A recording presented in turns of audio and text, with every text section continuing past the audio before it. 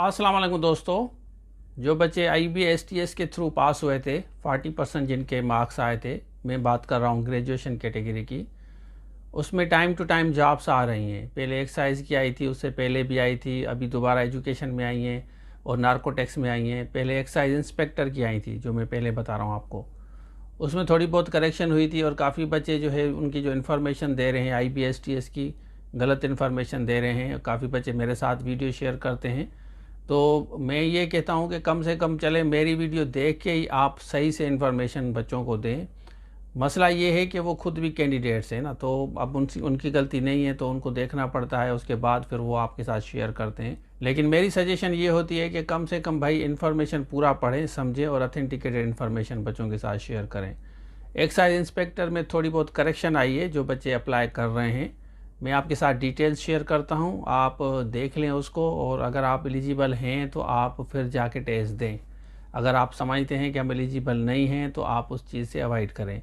बाकी जो बच्चे SST की लेक्चरर की तैयारी कर रहे हैं वो इस नंबर पर रब्ता करके सारे लेक्चर्स नोट्स मटेरियल ले सकते हैं।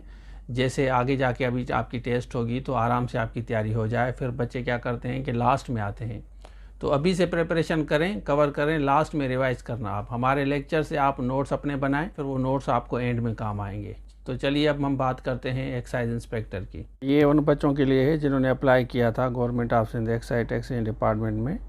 तो इसमें ये थोड़ी सी स्लाइड चेंजेस आई है। ये इन्होंने लिखा है it is inform that following should be added at column 5 बताता हूँ कौन सा है। Relating to academic qualification for the post of excise taxation inspector mention serial number 1 with regard to advertisement number। आप देख लें, ये वाली publish in newspaper English Dawn, ये इनमें आई थी, सिंधी अखबार में भी आई थी। तो ये एक्साइज टैक्सेशन इंस्पेक्टर की 126 ज़बरदस्त जॉब्स हैं और पावरफुल हैं। ग्रेजुएशन विद सेकंड डिवीज़न होना चाहिए रिकॉग्नाइज यूनिवर्सिटी में, और फिज़िकल फिटनेस स्टैंडर्ड भी लिखा है, पहले नहीं लिखा था। ये इन्होंने कहा है कि मिनिमम हाइट आपका लिखें 5'5" और चेस्ट मेजरमेंट 33, ये उन्होंने लिखा है। फिर अगर आप उसको एक्सपेंशन करेंगे तो 34.5 होना चाहिए। 1 माइल रनिंग भी होनी चाहिए। ये मेल के लिए, फीमेल से थोड़ी स्लाइटली चेंजेस हैं, देख लें आप इसको। Other terms and condition same होंगे। तो ये चेंजेस आई हैं।